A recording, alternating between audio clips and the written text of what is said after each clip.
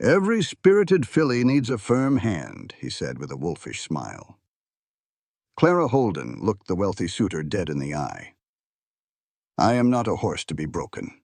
Get out. Her father called her too wild, too independent, too opinionated. Every man who came courting saw her as a problem to be solved, not a woman to be loved. Then rustlers attacked her ranch, and a stranger rode out of nowhere, guns blazing. His name was Elias Crow, a former marshal, a wanted man framed for murders he didn't commit by a railroad baron who destroyed everyone he ever loved. Anyone close to me becomes a target, he warned her. I should leave. But Clara wasn't the running kind. When she discovered the rustlers worked for a powerful man who wanted her land and would kill her to get it, she made a choice. You're not alone anymore, she told him. We fight together, or we die together. Now they must take down an empire built on blood and lies, while the whole world tries to tear them apart. Can two people everyone calls too dangerous prove they're exactly right for each other? What you'll learn. You are not too wild, You are simply waiting for someone brave enough to love you as you are, not as they wish you would be. True partnership isn't about taming each other. It's about two equals standing together, making each other stronger, and proving that being free is not a flaw. It's everything. If you believe strong women deserve partners, not handlers, hit subscribe and join our family. Tell me in the comments, have you ever been told you were too much? And if this story sets your soul on fire, share it with someone who needs to know their wildness is a gift. The big Montana sun was setting when Clara stood on the corral fence watching a Mustang that was just as stubborn as she was. The horse had fire in its eyes, the same fire Clara saw in her own reflection. Miss Clara, your father needs you at the house, called Thomas, the ranch foreman. He knew she wouldn't like it. Tell him I'm busy, she said, her voice sharp. He says there are visitors, Thomas added. That got her attention. Visitors meant one thing, another suitor her father had found. Clara sighed and jumped down from the fence. Her riding skirt was covered in dust, and there was dirt under her nails. She figured that was the quickest way to send a fancy suitor running. She walked toward the big timber house her father, Judge Marcus Holden, had built 20 years ago. He had tamed this land with an iron will, but he could never quite tame his own daughter. At the back pump, she splashed water on her face. People called her beautiful, but they also called her too independent, too opinionated, and too comfortable with a horse and a gun. They called her wild. Just last week, her father had warned her, "You are too wild, Clara. You must learn to bend." But Clara was not the bending kind. In the kitchen, their housekeeper Maria just shook her head. "Your mother will not be happy with how you look." "Mama is never happy," Clara chuckled. "So who did he drag home this time?" Maria looked sympathetic. "I believe there are 3 of them, and one brought his mother." Clara rolled her eyes. A man who needed his mother to find a wife. This was getting worse. "Well," she said, squaring her shoulders, "let's get this over with." The parlor felt tight and stuffy. 3 city men in slick suits stood up when she entered. A prim-looking older woman, Mrs. Constance Petton, sat on the couch. Judge Holden, looking annoyed, made the introductions. "Gentlemen, this is my daughter, Clara." The men gave awkward little bows. They had soft hands and looked like they had never seen a hard day's work. "My dear," Mrs. Petton said with a fake smile, "you seem like such an energetic young woman." That was code for, "You are a mess." Clara just smiled back. "I was training a new Mustang. It's energetic work." One of the men, Jonathan Petton, stepped forward. "Your father told us much about you." "I reckon he did," Clara said, moving away from them. "But I suspect what he described is a little different from what you see." She turned to face them all, her expression unyielding. "Let's save everyone some time. You men are looking for a proper wife to help you settle in Montana. My father is looking to marry me off, and I am looking to end this show as quickly as possible." She stood tall in the center of the room. I run this ranch. It is not a hobby. I do not need a husband to manage my affairs, and I'm certainly not an opportunity for you to tame. Now, if you will excuse me, I have a horse waiting. Let's get one thing straight, gentlemen. I can handle this ranch better than most men in this territory. I can shoot a rifle dead on at 300 yards. I keep the books and I make the big decisions. I don't intend to change who I am just to get married. The room fell silent. Clara kept going. I also believe women should vote. Our treatment of the native tribes is a disgrace. And I am not afraid to play poker with the ranch hands. I speak my mind and refuse to act helpless. Mrs. Piton looked horrified. Jonathan Peton, however, just smiled a wolfish grin. Every spirited filly needs a firm hand, he said. I am not a horse to be broken. Clara's voice turned to ice. Her father jumped to his feet, his face beet red. Clara, you will apologize right now. She stared him down. I will not. If they want to marry me, they deserve to know exactly who they are getting. That was enough for Frederick Hayes. No dowry is worth that kind of trouble, Judge.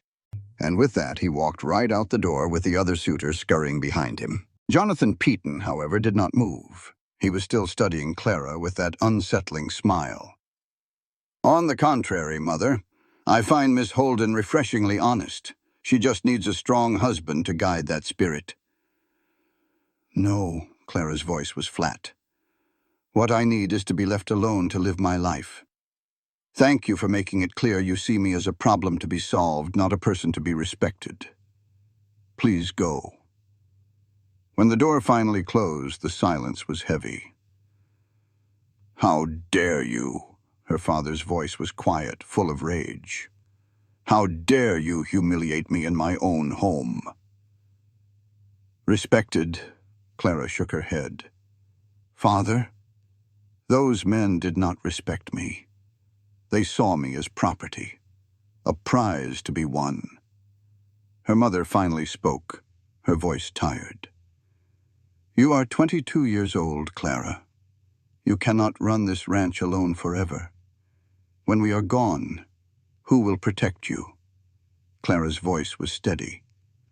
I will stand beside myself. But even as she said it, she felt the deep loneliness that came with being different. That is not freedom, her father's laugh was bitter. You are a prisoner of your own pride. Women who do not conform end up alone and forgotten. Clara's throat tightened, but she met his gaze. I would rather be alone and be myself than be married and miserable. Her father looked at her then, and she saw something new in his eyes. Real fear for her future. You are just like your grandmother, he said quietly. She was too wild, too. She died alone in a cabin in Wyoming, with no one to care for her. The words hit Clara like a physical blow. She had never known her father's mother, only heard whispers. I am not her. No, he said, looking old and defeated. You are worse, because you have a choice, and you're throwing it all away. He left, and her mother followed, leaving Clara alone in the quiet room. She sank into a chair, exhausted, staring out at the endless Montana sky. This land was the only thing that truly understood her. Her thoughts were interrupted by a knock. Thomas, the ranch foreman, stuck his head in. Begging your pardon, Miss Clara, but we have a situation with the widow Morrison's herd on the northern range. Her boy saw signs of riders who should not be there. In an instant, Clara was on her feet, the parlor drama forgotten. Get 3 men ready. I will meet you at the stables in 10 minutes. Thomas hesitated. Miss Clara, maybe your father ought to... My father just told me I could run this ranch. So that is what I am doing, she said, cutting him off. This is who I am. Are you going to question that now? The old cowboy's weathered face broke into a smile. No, ma'am. Never have. Never will. 20 minutes later, Clara rode out at the head of a small group, her rifle in its scabbard. She had changed into her practical work trousers and worn boots. The setting sun painted the sky orange and purple. This was the Clara she understood. This was where she truly belonged. Finding the 20 stray cattle near a broken fence was the easy part. The real trouble was written in the dust. Fresh tracks from 3 shod horses, ridden hard. Then 3 figures appeared on a distant ridge silhouetted against the setting sun. They were not hiding. They wanted a confrontation. Clara told her men to spread out, but hold their fire. She walked forward alone to face the approaching riders, who were rough men with cold, calculating eyes. The leader, a man with a scarred face, greeted her with false politeness, asking if she was lost on her own land. Clara stood her ground. She told them this was Holden Ranch land, and they were the ones trespassing. The scarred man's smile turned ugly. He saw a woman running things and called it an opportunity. "I am in charge here," Clara insisted, her hand inching toward her rifle. But the outlaws were faster. Just as they drew their guns, a 4th rider exploded from the trees. He moved like a storm, placing himself between Clara and the men. 2 shots rang out, not to kill, but to warn, kicking up dust and sending a clear message. The stranger's voice was quiet, but held the weight of a gravestone. "Leave," he commanded. He promised they would leave in a coffin if they ever returned to Holden land. The rustlers fled into the darkness. Clara, shaken but resolute, turned to their savior. He was a tall man with eyes like a winter storm who claimed to be a simple drifter. Clara did not believe him. "You were watching us," she challenged. A faint smile touched his lips, and he remarked that her father must be proud. Clara's reply was sharp, revealing the bitter truth that her father valued anything but a strong mind in a woman. "You need to get this herd moved and your fences patched up," he warned her, his voice low and serious. "Those men will be back and they'll bring friends next time. Then I will be ready for them next time." Clara stepped right up to his horse, looking him square in the eye. "I do not run from cattle thieves, Mr. Crow." "Elias Crow," he corrected her, studying her face hard. "And I reckon you do not run from much of anything, Miss Holden. But there is a wide gap between being brave and being foolish. And which one do you think I am? I think you are the kind of woman who would rather die on her feet than live on her knees." His face gave away nothing. "I can respect that. But respect has never stopped a bullet." He tipped his hat, ready to ride off. "Get your cattle moved and get yourself home. And do not ride out here again without at least 5 armed men." "I do not take orders from strangers, Mr. Crow," Clara said, but knew he was right. "Wait, where are you heading off to?" "Nowhere in particular," he answered. "Well, nowhere can wait a little while. You just saved my men. The very least I can do is offer you a hot meal and a place to sleep. Besides, if you truly believe those rustlers are coming back, I could sure use someone with your set of skills to help us prepare." "It is Miss Holden's decision," Elias said, his voice quiet. "And I thank you for the generous offer, but I make it a rule not to stay in one place for too long." "Why is that?" The question was blunt, but Clara had to ask. "What are you running from, Mr. Crow?" A muscle in his jaw twitched. "Who says I am running? A man who rides all alone, who shoots like he was born with a pistol in his hand and who shows up like smoke. You are either running from something, or you are hunting something." They just stood there looking at each other as the sky turned dark. Clara could feel her men getting nervous, but she did not break her stare from his cold, gray eyes. "You see too much for your own good," Elias finally said. "That seems to be what everyone says about me," Clara replied. "But you still have not answered my question. Will you stay, just for a day or two until we know the threat has passed?" He finally looked away toward the dark horizon. "One night," he said. "Maybe 2. Then I have to ride on." "Fair enough." Clara turned to her men. "Thomas, get these cattle moved at first light. I want double watches tonight." "The bunkhouse is just fine," Elias interrupted. "I do not want to cause any trouble or talk." Clara almost laughed out loud. "Mr. Crow, I have been causing talk since the day I was born. One more little scandal is not going to make a bit of difference. You will take the spare room upstairs." She did not even wait for him to agree, just swung up onto her horse. "Let us get back home." It has been a long day. The ride back to the ranch was quiet, but the air was thick with tension. Clara could feel Elias riding behind her, his eyes constantly scanning the shadows around them. He rode like a man who was always expecting danger. When they finally reached the ranch house, lights were blazing in all the windows. Her father's shape appeared on the porch. "Clara Ann Holden, where in the world have you been?" His voice boomed across the yard. "We had trouble on the northern range, Father." Clara swung down from her horse. "Rustlers!" Her father came down the steps, his anger completely forgotten. "Are you hurt?" He stopped short when he finally saw Elias getting off his horse. "Who is this man?" "This is Elias Crow, Father. He stepped in when things got dangerous. He likely saved my life. I have offered him a room for the night as thanks." "Just passing through, sir." Elias's voice was polite, but revealed nothing. "I heard there might be work around these parts." "Work?" The judge looked him over like he was a witness on the stand. "What kind of work do you do, Mr. Crow?" "Whatever needs doing.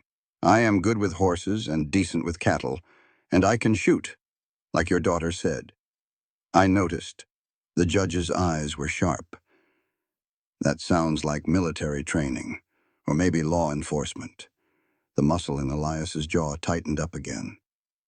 "It was, sir. A long time ago. Not that long, I would bet." But Judge Holden stepped back. "Well, any man who protects my daughter has earned a night of hospitality. Come on in the house." As they walked toward the porch, Clara grabbed her father's arm. "The rustlers said they would be back, Father. We have to organize. We will discuss it in the morning."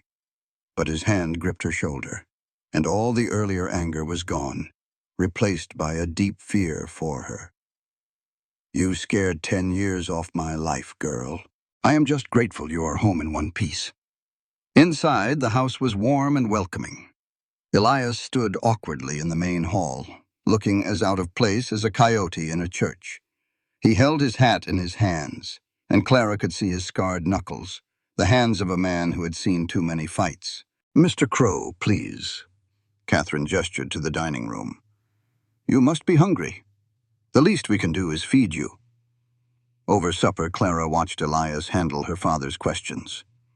The judge tried to pry into his past, but getting answers from Elias was like trying to nail fog to a wall. He'd been a lawman, he'd been in the war, but every detail was vague.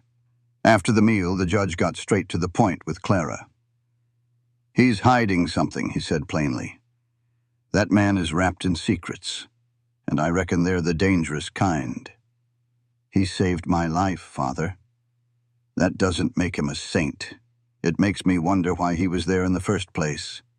Men with his skills who drift around are usually running from something or someone." "All I know is what I saw," Clara stated firmly.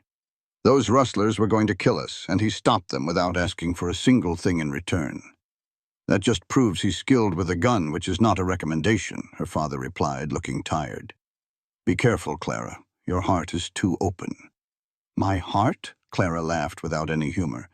"You just spent the evening showing off suitors who look at me like a piece of land. Now you warn me away from the only man who treated me like an equal? That's different. Those men are known.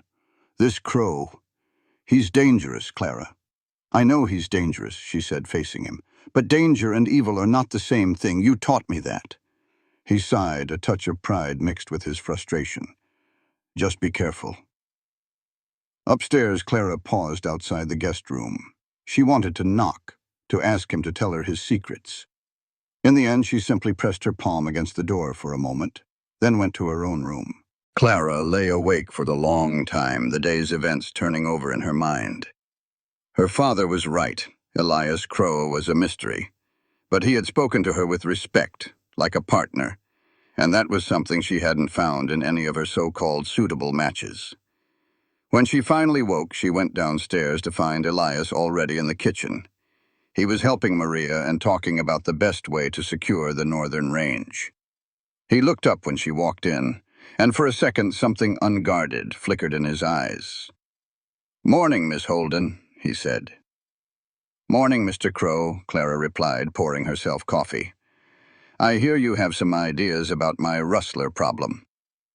I do, he said, his gaze steady. If you are interested. A real smile touched her lips. I am always interested in good ideas. Standing on the porch, Elias pointed toward the distant hills. Your northern fence line is too exposed, he stated. That is where they came through, and it is where they will come through again. The land gives them cover. We have always patrolled that area, Clara said. But your men are cowboys, not soldiers, Elias corrected gently. They ride predictable patterns at predictable times. Anyone watching would know exactly when to strike. He explained his idea for irregular patrols and lookout points on high ground. That would require more men, Clara admitted. We are already stretched thin. Elias hesitated for a long moment. Or, he said finally, meeting her eyes, I could help for a few weeks. Train your men properly. In that moment, Clara felt the future opening up. It was dangerous and uncertain, yes, but it was also full of possibility. For a woman who had always been told she was too much, possibility felt a lot like coming home. Properly train your men and set up a real defense. He looked out at the horizon, his voice low. I was planning on leaving, but those rustlers are not going to give up. They saw an easy target, and they will be back with more men. If I leave you now, you will lose this fight. Clara studied his face, the hard line of his jaw. Why do you even care? This is not your problem. Elias was quiet for a moment. I have seen what happens when good people are left to face predators alone. I have seen families ruined because someone who could have helped decided to look the other way. He turned to her. I will not be that person again. There was a deep history in his words. What happened to you, Mr. Crow? He just shook his head. The question is, do you want my help or not? Yes, she answered without a second thought. My father will not like it. He does not trust you. Clara smiled a little. My father does not trust anyone. This is my choice. You are hired, Mr. Crow. Standard wages plus room and board. You work, you get paid. She held out her hand, and he took it. His grip was firm and steady. All right then, Elias said. Let us get to work. First, we need to talk to your men. Elias explained his strategy with the patience of a teacher. Clara watched as the solitary drifter became a leader. The ranch hands listened to his quiet authority because he proved his skill. Mr. Crow was in the war, Billy whispered to Clara. He would not say which side, but he knows tactics better than any man I've ever seen. Does it matter which side? Clara asked. Billy just shrugged. By noon, they had new patrol routes and lookout points. Elias rode out with Clara and 3 other hands to check the northern range. He said, They will have a camp somewhere in those hills, close enough to watch you all, but far enough to stay hidden. Should we go after them? One of the men asked. No, Elias said firmly. That is what they expect.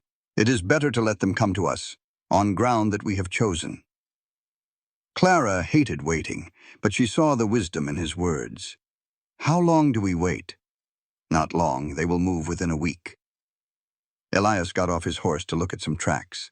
These are at least 2 days old. They have been watching you for a while. That thought sent a real chill down Clara's spine. How many times had she been out there, with no idea that someone was watching from the hills? Miss Clara, Thomas said, riding up beside her. The widow Morrison sent word. The rustlers have been bothering her, too. Of course they have, Clara said, her jaw tightening. She is a widow with just a few hired hands. She is a perfect target for them. Then we should help her, Elias said. We need to coordinate our defenses.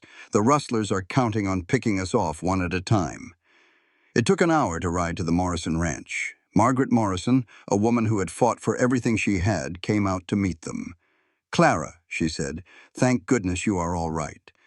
Clara introduced Elias, explaining he was helping them with defenses. Margaret looked at Elias with sharp eyes. You know about fighting rustlers, Mr. Crow? I know about fighting, ma'am. The rules are the same. Inside, they spread a map across a small table. Elias pointed out the weak spots. You are too isolated out here, Mrs. Morrison, he said plainly. If they hit you hard, help could not get here in time. I know, Margaret said, her voice tight with worry, but this is my home, my own hands. I cannot just give it up. I am not telling you to give up, just to be realistic, Elias said gently. I have 2 ranch hands and my son Tommy, who is only 15. That is not enough to fight off a dozen men. So what am I supposed to do? Margaret's voice trembled. We combine our forces, Clara stated. Our men will stand with yours. If they hit one ranch, we all answer the call. My father put me in charge, and this is my decision. We are stronger together. Elias agreed. We can use your property to set up a watch post. It will give us an early warning. As they rode back, Clara told him, You were good with her. You made her feel like an equal. She is an equal, Elias replied. This is her home. She has every right to defend it, same as you. You are different from most men I know, Mr. Crow, Clara said softly. You see what people are capable of and help them become more. Most men feel threatened by a capable woman. You seem to respect it. I once knew a woman who could outride and outshoot most men, Elias said quietly. She taught me that strength comes in many forms. What happened to her? Clara asked. She died a long time ago, he said, his voice distant.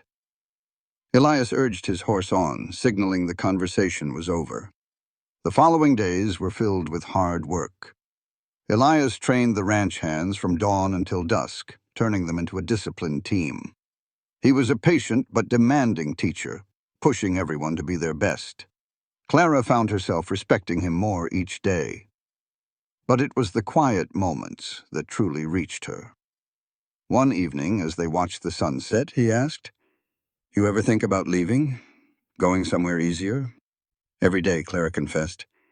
But this land is mine. I built something here, even if it means being alone. I have made my peace with that.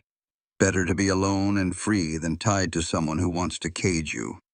I used to think that way too, Elias admitted. I told myself that being alone was safer. Now, I think maybe I was just afraid. He turned to her, his eyes soft in the fading light.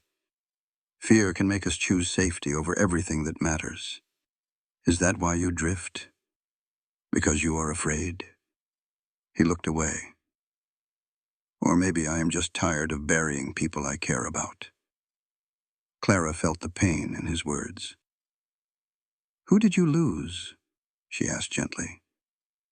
After a long silence, he answered quietly. Everyone. I lost everyone. The simple, terrible truth of it settled between them in the growing darkness. She understood his loneliness was not a choice, but a consequence of being the last one standing. A week later, Judge Holden confronted Clara in his study. This has to stop, he said sternly. This arrangement with Mr. Crow. He is doing his job, protecting this ranch. In 1 week, he has done more than anyone else. This is not about protection, her father sighed. I see how you look at him. This will not end well for you, Clara. I trust him. You know nothing about him, the judge insisted. He could be anyone. He is dangerous, not just with a weapon, but because he makes you want things you cannot have.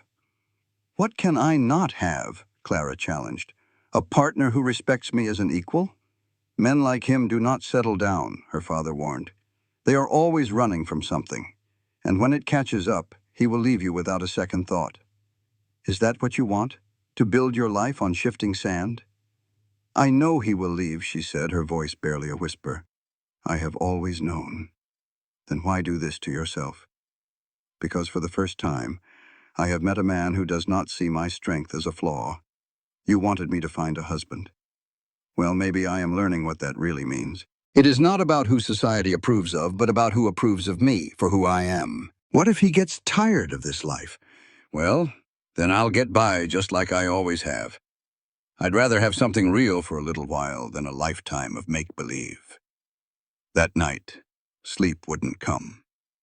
She kept picturing Elias, the way he kept his distance, the way he looked at her like he was trying to memorize her face.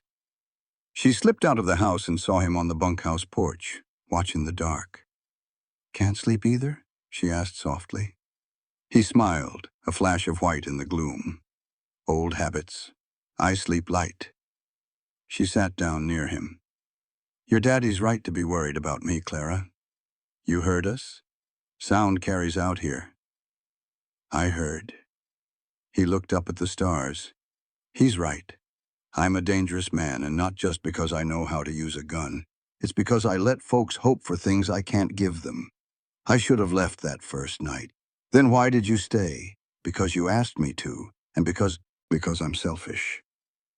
He stood up, putting space between them. I wanted to feel like a man again, not a ghost. But that doesn't change what's real. And what's real, Elias? Reality is, I've got enemies hunting me. They've been on my trail for 3 years, and sooner or later they'll find me. And when they do, anyone close to me becomes a target. What did you do? He hesitated. Then the story spilled out. I was a marshal back in Kansas. There was a powerful man, Thomas Gaines, into every dirty deal you can imagine. I got too close to bringing him down, so he found out. His voice cracked. He killed everyone I cared about. My partner, his family, a good woman. He burned them out and made sure the law blamed me. They thought you did it. They couldn't prove I didn't. Gaines made his story stick. I had to run. If I'd stayed, I'd either hang for his crimes or for killing him myself. So I've been drifting ever since, staying one step ahead of the law and his bounty hunters. That's why I can't stay, Clara. If he finds me here, your family gets caught in the crossfire. You'd all be targets just for knowing me. She finally understood. This man, Gaines, is he still in Kansas? Last I heard, he moved his business to Montana. That's why I've been moving around this territory. He could be close, she whispered. He could be. Now, do you see why I have to leave? Why there can't be an us? I see you're scared, Elias, and I see why. But you can't run forever. Sooner or later, you gotta stand and fight. I can't fight that kind of money and power. Not alone, she said, taking his hand. But you're not alone here. I'm asking you to trust me. Before he could answer, a shout cut through the night. Thomas, one of the hands, came running. Miss Clara, Mr. Crow, there's a fire over at the Morrison place. They didn't bother with questions. They were on their horses in minutes, riding hard for the Morrison ranch with 6 armed men right behind them. An orange glow pulsed on the horizon, confirming Clara's deepest fears. The main house was a tower of fire. Riders circled it like vultures. Rustlers, Elias said, his voice like gravel. They're trying to pick us off one by one. Clara pulled her rifle. Thomas, you and 3 men swing east. Push 'em toward the creek. We'll hit 'em from here. Thomas hesitated. Miss Clara, you ought to stay back. This is my fight, she shot back. Then looked at Elias. Ready? He nodded. All soldier now. Stay close. These men kill. So do you, she answered. Let's finish this. They charged down the hill. The rustlers, caught completely off guard, scattered. The fight was quick and mean. Clara fired with a steady hand, pinning them down while Elias and the others closed in. She spotted the scarred leader from before. He saw her too and charged, murder in his eyes. But Elias was quicker. His horse blocked the path, his rifle barked once, and the man dropped. The rest of the gang broke and ran for the darkness. Let them go, Elias said, stopping Clara from giving chase. We need to check on Mrs. Morrison. The house was a total loss, but near the barn they found Margaret, her son Tommy, and their 2 hands, all safe but shaking something fierce. Clara, Margaret cried, rushing to her. They came so fast, we barely got out. You're safe now. That's all that counts, Clara said, holding the older woman. Tommy, his young face a mask of anger, clutched a rifle. We shot back, Mama. We fought 'em. You did good, son, Elias told him gently. You protected your mother. A building is just wood. At dawn, Clara looked at the black skeleton of the house. She can't stay here, she told Elias. Not while those men are still out there. I agree, Elias said, his face grim. We hurt them tonight. That just makes them more dangerous. They'll be back, and with more men. Then we find them first, Clara said, her jaw set. Hunt them down before they can hit anyone else. They'll be expecting that, Elias countered. They'll be waiting for us. So what's your plan? Elias was quiet for a moment. We need to know where they're camped and how many there are. Someone in town is helping them, selling them supplies. We find that person, and their whole operation falls apart. Clara wanted revenge right then and there, but Elias put a hand on her arm. I know you want to hit back, but fighting smart is better than fighting angry. Trust me. And she realized she did completely. All right, she said. We'll do it your way. But they will pay for what they did to Margaret. I promise you, Clara, he said, his voice like steel. We will end this. They took Margaret and Tommy back to the Holden Ranch. That evening, Elias found Clara on the porch as the sun went down. Your father thinks I'm a bad influence, he said with a small smile. My father thinks everyone's a bad influence, she replied. But he's grateful. We all are. Clara stood her ground. You could have stayed safe, but you didn't. You put yourself in front of that bullet for me. You saved my life. Elias shook his head. I told you, anyone close to me gets hurt. I won't have that for you. And I'm telling you I don't care, she said, stepping closer. I would rather face any danger with you than be safe all by myself. I choose you. His shoulders slumped, the fight gone out of him. I don't know how to stay, he whispered. I've been running so long I forgot how. Then we'll figure it out together, she promised, taking his hand. You've got a partner now, and fair warning, I'm stubborn as a mule. A real smile finally broke across his face. I'd noticed, he said. It's one of the things I like most about you. The next morning, a cold rain fell. In the kitchen, Margaret sorted through the few things she'd pulled from the fire, her hands trembling over a charred picture frame. They took my home, she said, her voice hard as rock. They nearly took my son. I want them to pay. Clara's resolve was like iron. They will. Elias and I are riding to town today. We're going to find out who's supplying those men, and then we are going to end this. For the first time in a long time, standing there in another woman's kitchen with a dangerous man by her side, Clara felt a flicker of real hope. Whatever was coming, they would face it together, and that made all the difference. In the stable, Elias was checking his weapons with a quiet focus that told Clara everything she needed to know. The 2-hour ride to the town of Copper Creek was mostly silent, the steady rain soaking through their coats. The town was just a handful of buildings on a muddy street. As they tied up their horses, Clara saw Elias scanning the saloon across the way. You see something? She asked softly. 3 men in there who don't belong, he murmured, his jaw tight. Too clean for ranch hands. We stick to the plan. We gather information, and we don't draw attention. The general store owner, Harold, was a man who knew everything that happened in the valley. After hearing about Margaret's troubles, Clara got right to the point. Harold, we need information. The rustlers are getting supplies from somewhere. Harold looked nervous. Clara, I can't go round accusing my customers. I'm asking you to help protect your neighbors, Clara said firmly. The storekeeper sighed, his conscience winning out. There's been a fella, he admitted. Buys more food and ammunition than one man needs. Tall, skinny, with a scar right here on his jaw. Got a missing tooth on the left. Clara and Elias exchanged a look. It was the leader. He's still alive then, Elias said, his voice dangerously low. Looks like I just winged him. Did this fella say where he's staying? Harold shook his head. Keeps to himself, but I saw him talking to someone outside the saloon once. Who was it? That's the strange part. It was Jonathan Peyton. The name was like a punch to the gut. Peyton was one of the men who'd been pestering her father about marrying her. Are you sure? She asked. Clear as day, about a week ago. Peyton was talking with that scarred fella for a good 10 minutes. Clara's mind spun. Peyton had been to their ranch. He knew their patrols, their defenses. He could have told the rustlers everything, But why would a rich man help cattle thieves? "This Peyton," Elias asked, "what's his business around here?" "Land speculation," Harold said. "Buying up property for the railroad. Pays good money to ranchers looking to sell."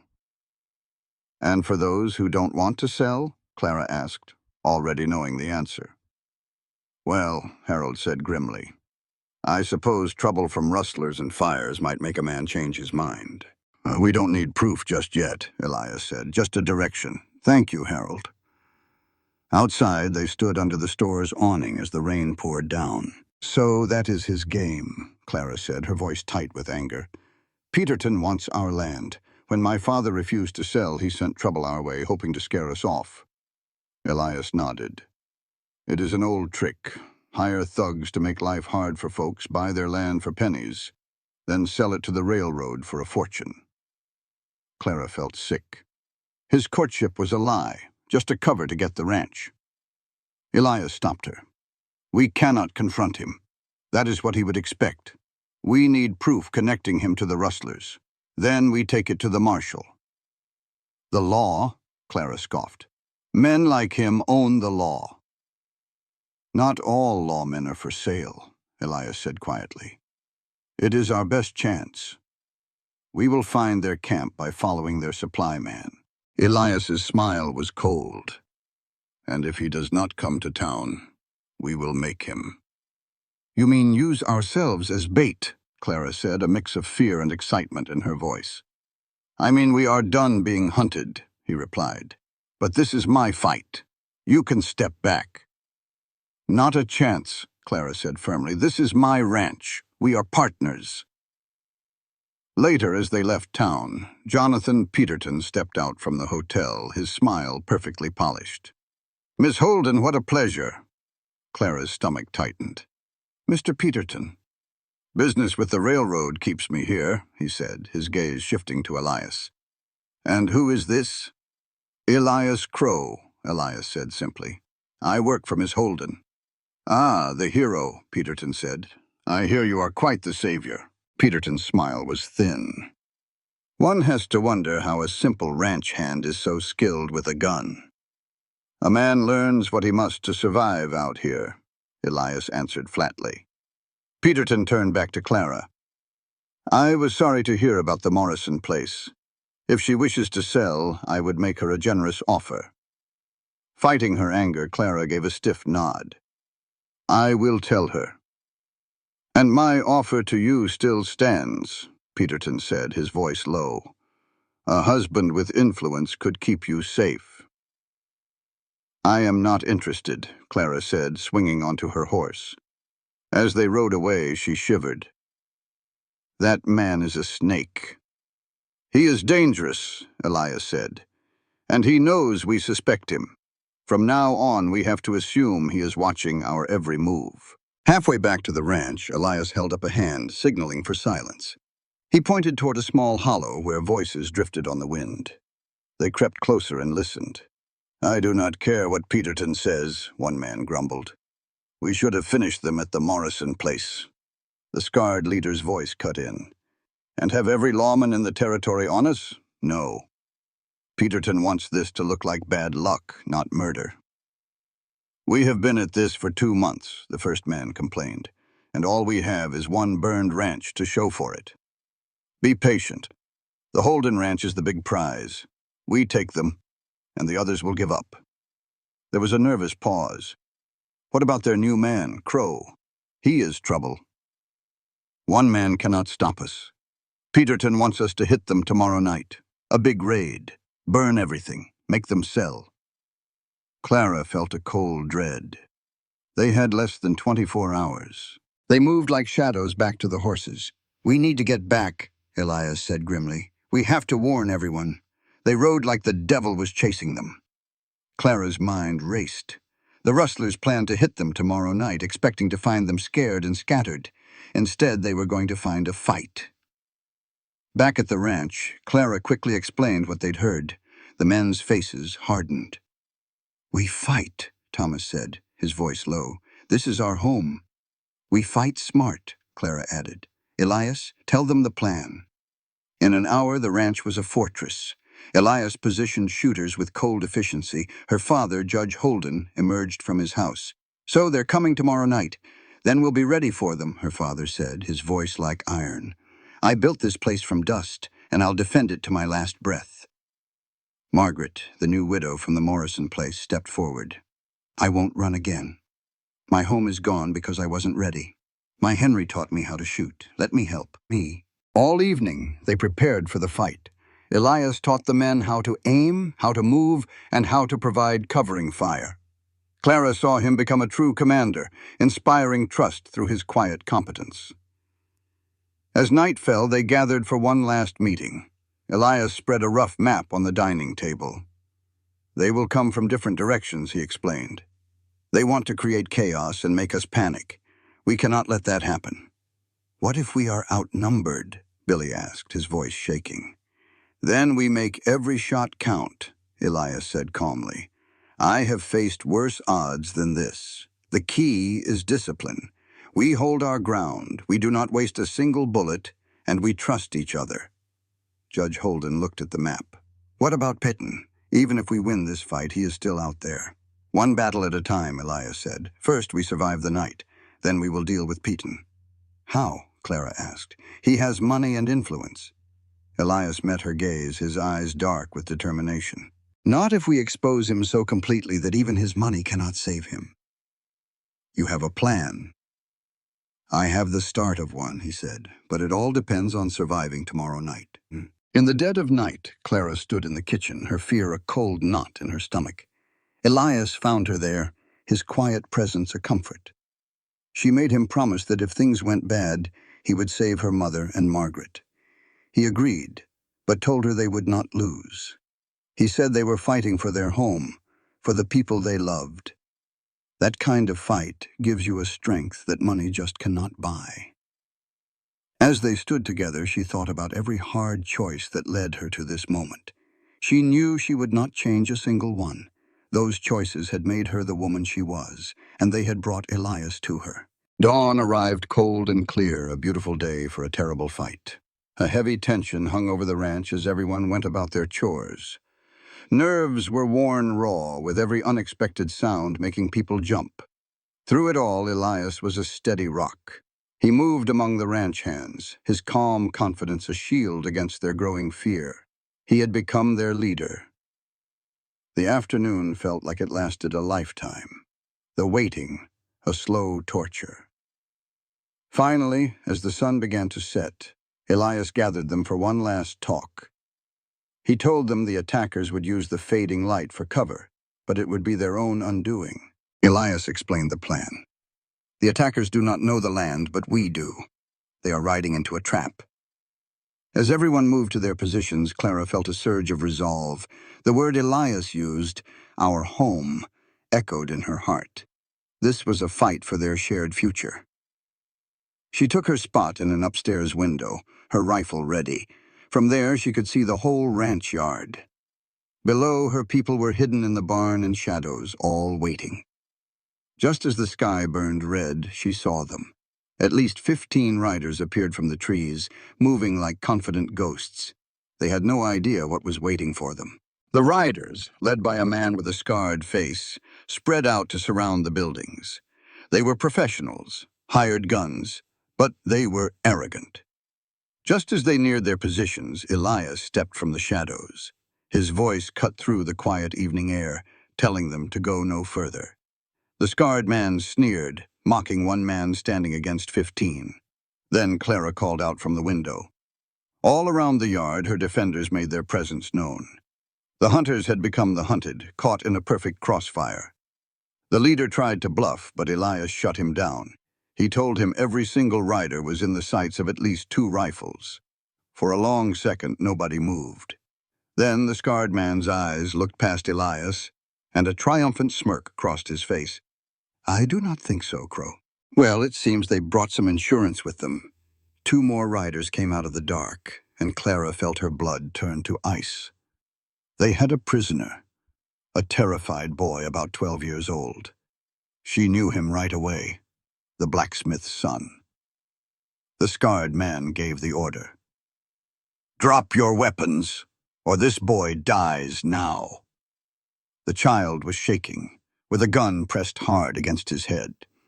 "You cowards!" Margaret's voice boomed from the hall.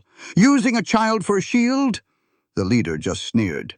"Drop the guns, or his brains will paint this porch." Elias stood stone still, but there was no clean shot. They were caught. Judge Holden stepped onto the porch, his face grim. "If you harm that boy," he said with a quiet fire, "there is nowhere you can hide from the rope."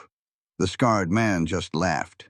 "Big words. Here is what happens now. The judge signs this ranch over to Mr. Peaton. Then y'all ride out with nothing. Do that, and the boy lives."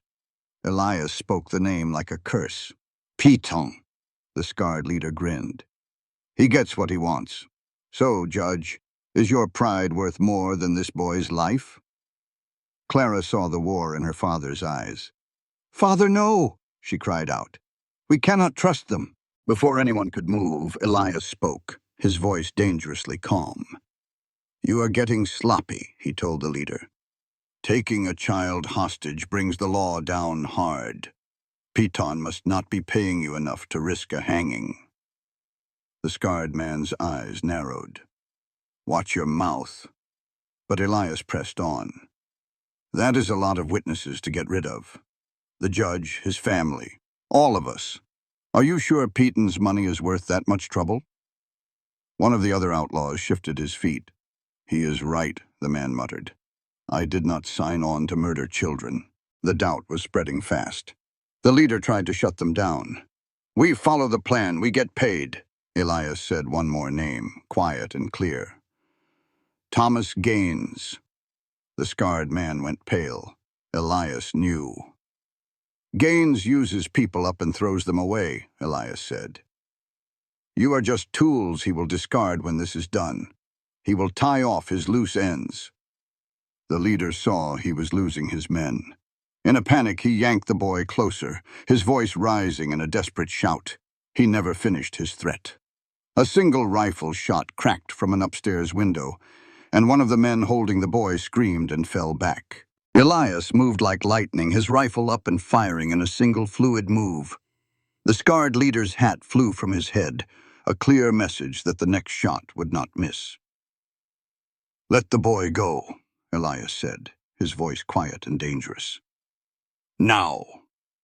The wounded rustler dropped his gun, and Thomas snatched the freed child from the barn, carrying him to safety. The leader roared, "Kill 'em all!" But his crew was already falling apart. One threw his gun down, and two more galloped off into the night. The fight was short and ugly. The remaining rustlers were no match for them. Clara shot with a steady hand, while Margaret fired from an upstairs window with deadly aim for a simple widow. But Elias was something else entirely, a true force of nature, disarming one man and forcing another to surrender. He was a lawman, born and bred. Seeing it all go south, the leader made a final desperate charge at the house. He never got close. Judge Holden appeared on the porch holding an old army revolver. He fired a single shot, and the leader's horse collapsed, throwing him hard. The man reached for his pistol but froze, finding himself looking down the barrels of 6 rifles. "Don't," Elias said softly. "It is over." The fight drained right out of him, and he slowly raised his hands. Later, while they were tying up the prisoners, Clara felt the terror of the night wash over her. It had been too close. "You did good," Elias told her gently. "That was true bravery." "I was scared to death," she admitted. "We all were," he replied. "Courage is just not letting the fear win." Thomas brought the rescued boy over. "He's all right, Miss Clara. Just shaken up." "Get him inside," she said. "And somebody ride for the marshal. We have prisoners for him." "Hold on," Judge Holden interrupted. "Peaton will just deny knowing these men. We need solid proof that ties him to all this." Elias nodded toward the barn. "The scarred one might talk to save his own skin." They put the prisoners in the barn. Clara stared at their leader, the man who had tried to ruin them. "What is your name?" she demanded. He just cursed at her. Elias knelt down. Look here. You are facing a rope for kidnapping, arson, and a list of other troubles. Your only way out is to tell us about Piton. The man scoffed. Piton will get me a lawyer. You really think so? Elias asked. Or will he cut you loose to save himself? Men like him always do. Clara jumped in. He used you. Now that you have failed, you think he's going to help you? My father is the judge around here, Holden added, and I guarantee your cooperation will be noted. The man finally broke. Piton works for Thomas Gaines, the railroad man. They want this land for a new line. We need proof, Elias said. Something that connects Piton directly to you. There is a ledger, the man mumbled. Piton keeps it in his hotel room. It has everything, every payment, every order. Clara and Elias shared a look. That was it. Where is it? Clara asked.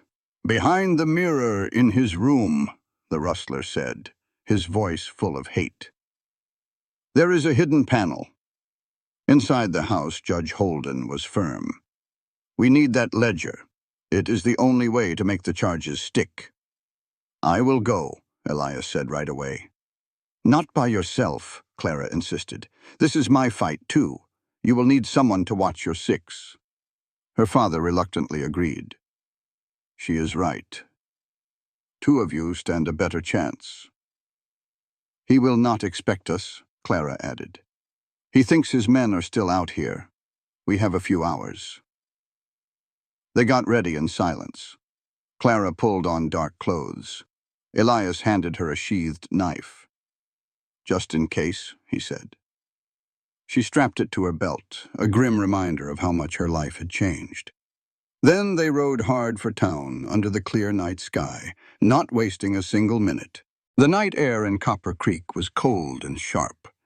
Elias and Clara moved like ghosts, tying their horses out of sight and slipping toward the back of the hotel.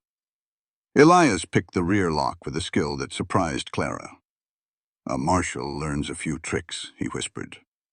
Upstairs, voices drifted from Piton's room. They pressed against the wall to listen. Piton's voice was slick with confidence. Once the judge's buildings are ash and his cattle run off, he will sell. Another man, his voice like ice, asked what would happen if the judge refused. Accidents happen, Piton replied coolly. Especially to daughters. With no heir, he will have to sell. Clara went cold. They were talking about her death like it was just another business deal. Elias squeezed her hand, a silent promise. Inside, Piton talked about a ledger, a book with all the proof they needed. He planned to burn it, leaving them untouchable.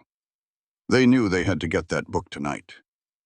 A moment later, a tall, well-dressed man left the room. That is Gaines's man, Elias breathed. Piton is alone. He needed a way in, and Clara had an idea. I will cause a ruckus downstairs. A fire alarm should draw him out. Elias nodded. Give me 30 seconds. Down in the lobby, Clara took a deep breath and hollered, Fire! The hotel erupted in chaos. She saw Piton emerge from his room, annoyed, and head down the main stairs. The path was clear. It was a false alarm. Someone's candle had tipped over, but the fire was out. As folks grumbled their way back to bed, Piton gave Clara a hard look. She just played the part of a worried woman for the clerk, apologizing for the fuss. Once Piton's door shut upstairs, she waited a good long while before moving. She met Elias in the hall. He had the ledger hidden under his coat. Got it, he said, his face like stone. Let's ride. They were miles from town before Elias pulled out the book. Under the moonlight, Clara saw it all. Every crooked deal, every bribe, every crime Piton had ever committed written down in his own hand. It even had a letter from Thomas Gaines laying out the whole conspiracy. This is it, Clara whispered. This will ruin them. Elias knew they had to move fast. Back at the ranch, Judge Holden was waiting, his face etched with worry. When he saw the ledger, his hands trembled.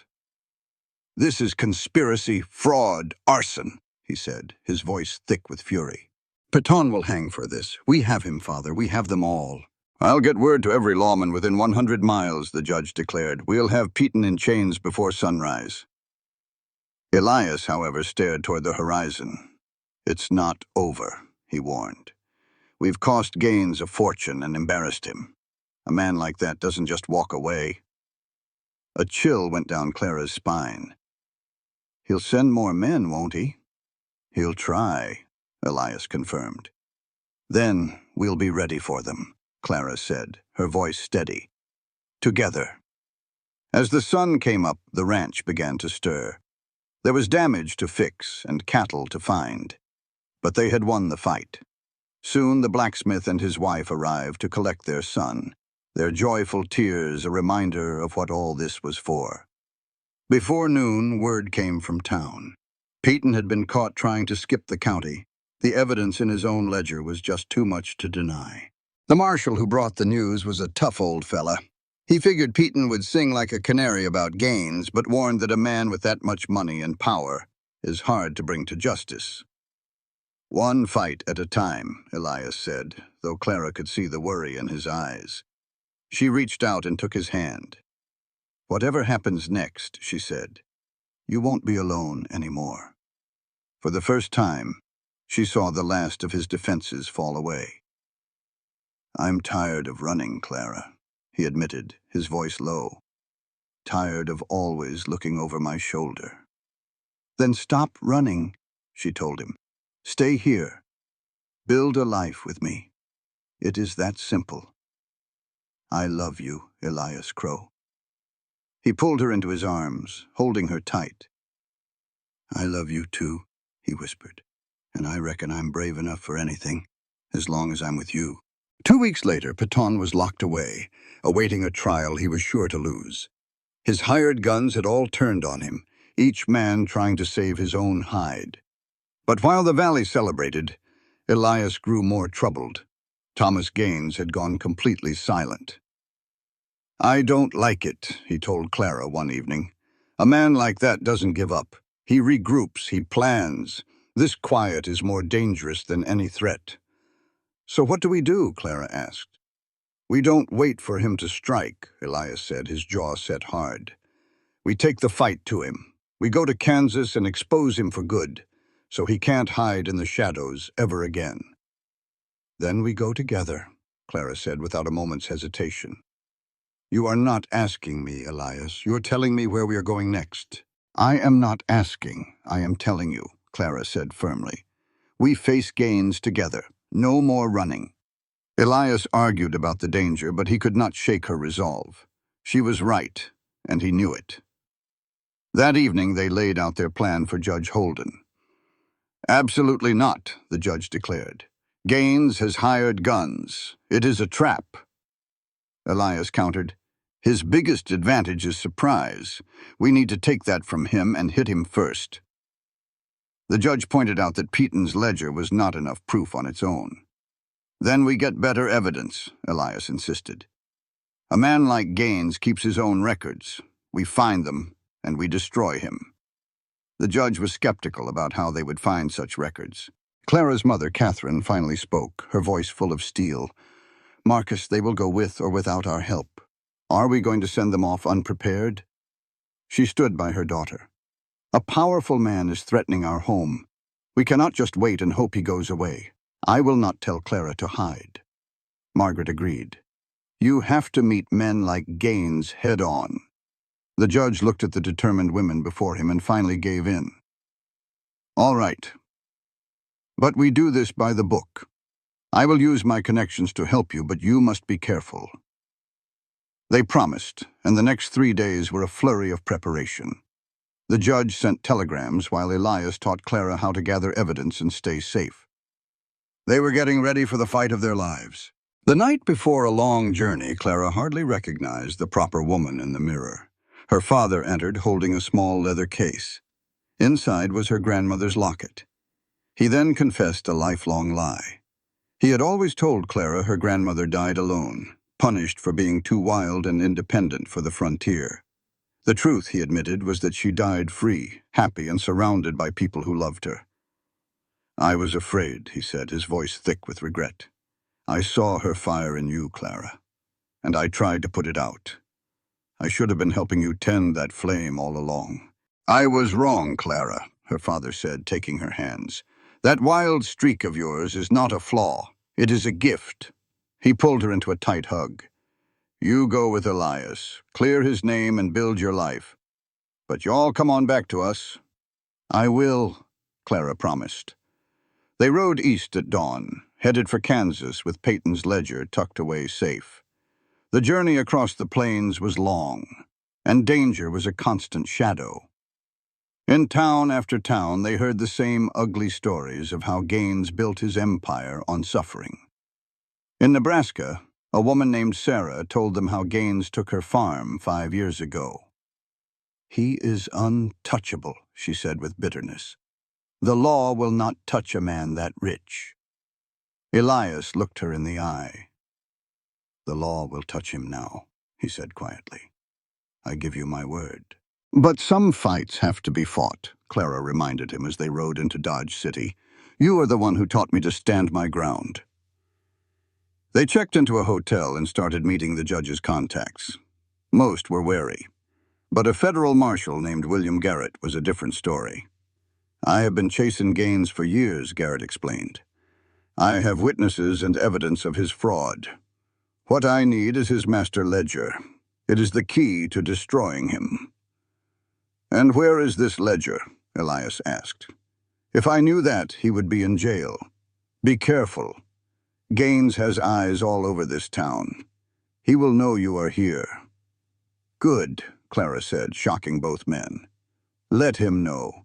Let him worry about what we are fixing to do. A comfortable man does not make mistakes. When he gets scared, he will act. And that is when we will get him.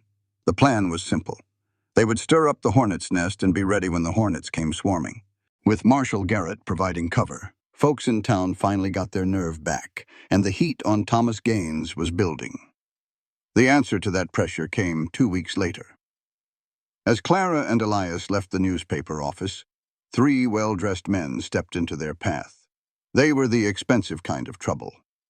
The leader spoke politely, saying, Mr. Gaines requests your company. Elias's hand moved toward his pistol. And if we say no? The man's smile never faltered. Then we'll have to insist. This was it. The chance to finally face the man himself. Elias nodded. All right, we'll go. But you tell him we're coming armed and we're not afraid of him.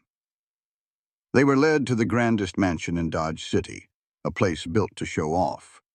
Inside, behind a desk big as a wagon, sat Thomas Gaines.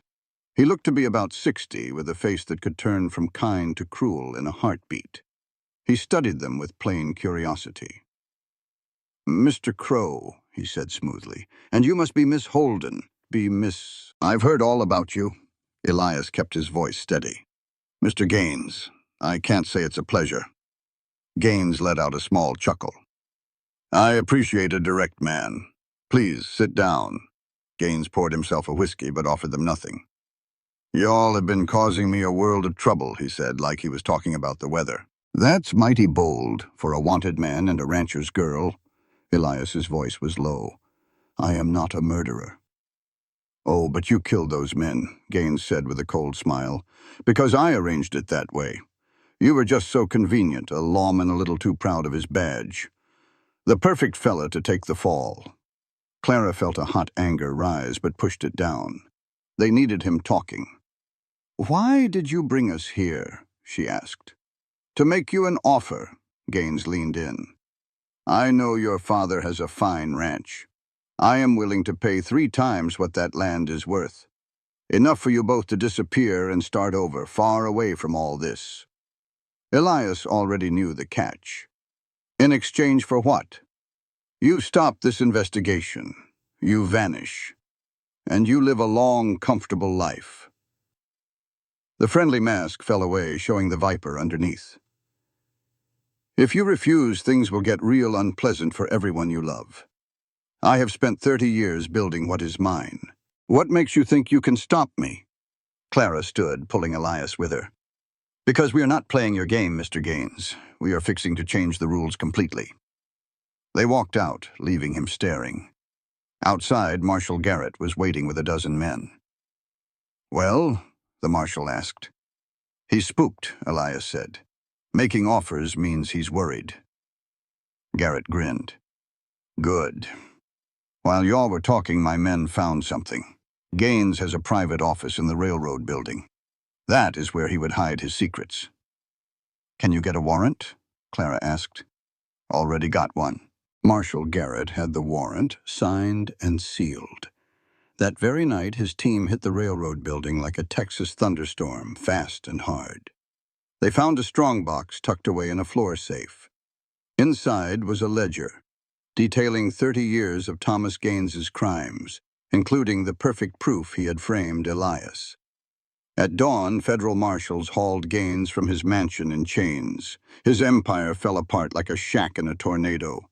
2 weeks later, a judge officially cleared Elias's name. With the paper in his hand, he looked at Clara, tears in his eyes. "It's really over," he said. "Yes," she answered, taking his hands.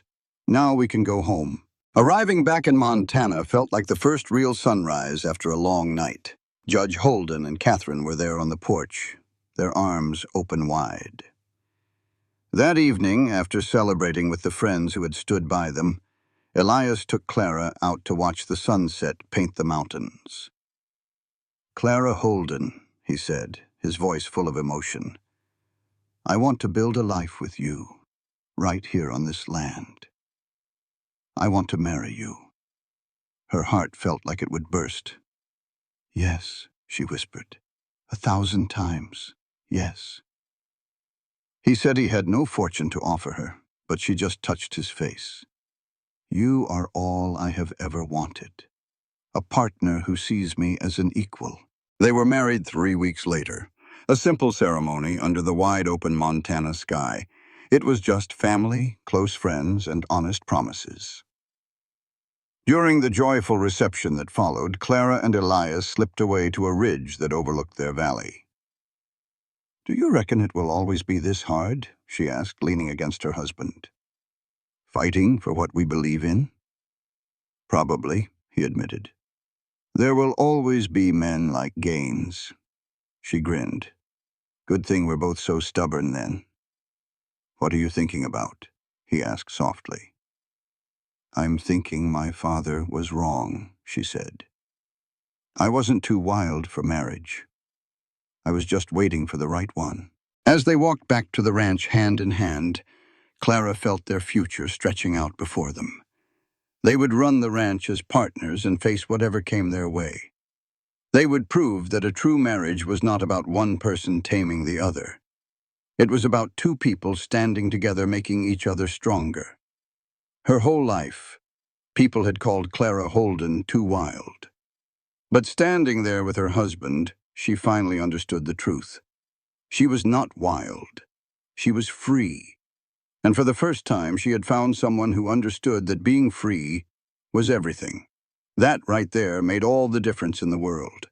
This content was carefully researched, developed, and manually edited by our team to deliver meaningful stories with valuable life lessons.